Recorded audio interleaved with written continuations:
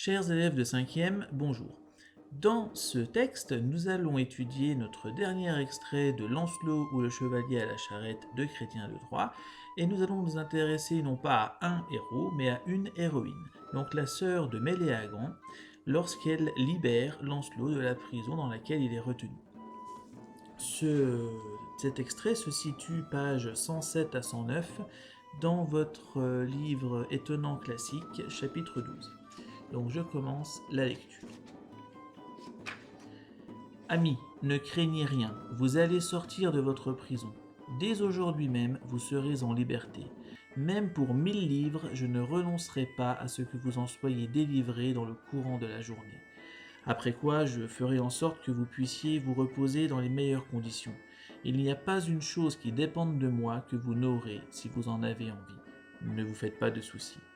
Mais auparavant, il me faut chercher quelque part dans les environs un outil quelconque qui vous permette, si je le trouve, d'agrandir suffisamment cette ouverture pour pouvoir sortir de là. Dieu fasse que vous le trouviez, répond Lancelot, qui est bien d'accord avec elle.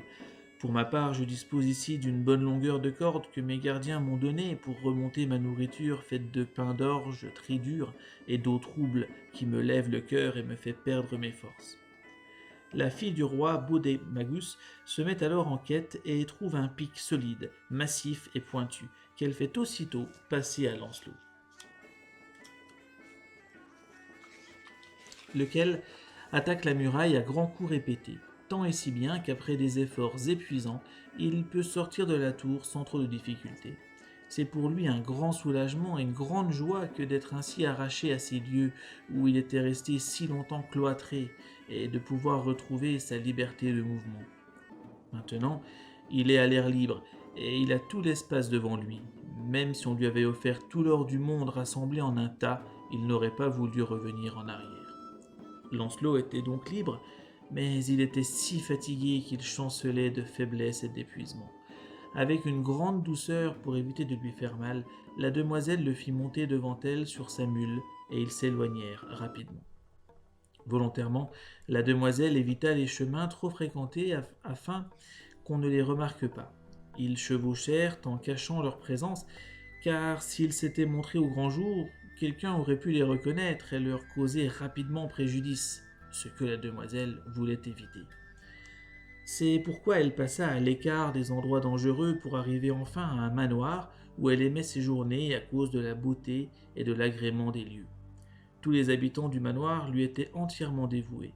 L'endroit était bien pourvu de tout ce dont on pouvait avoir besoin. L'air y était pur et la tranquillité assurée. C'est là que la demoiselle conduisit Lancelot. À peine furent-ils arrivés que la demoiselle déshabilla Lancelot et le fit douillettement coucher dans un grand lit somptueusement garni. Puis elle le baigna et lui prodigua tant de soins que je ne saurais même en énumérer la moitié. Elle le massa et lui pétrit les chairs avec douceur, comme elle l'aurait fait à son propre père. Elle lui fit retrouver son état antérieur, sa force, sa vigueur, sa beauté. Elle le transforma à tel point qu'une grâce angélique se répandit sur ses traits. Il n'est plus maintenant l'être affamé et rongé par la gale qu'il était. Il a retrouvé toute sa force et sa beauté. Maintenant, il peut se lever de son lit. Voilà, donc j'ai fini pour cet extrait, et donc ce sera le dernier extrait que nous étudierons dans cette unité d'enseignement.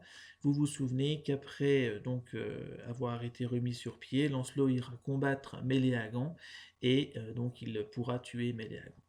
Voilà, donc je vous envoie les questions comme d'habitude à côté en pièce jointe, et je vous souhaite de bien travailler. Merci pour votre écoute.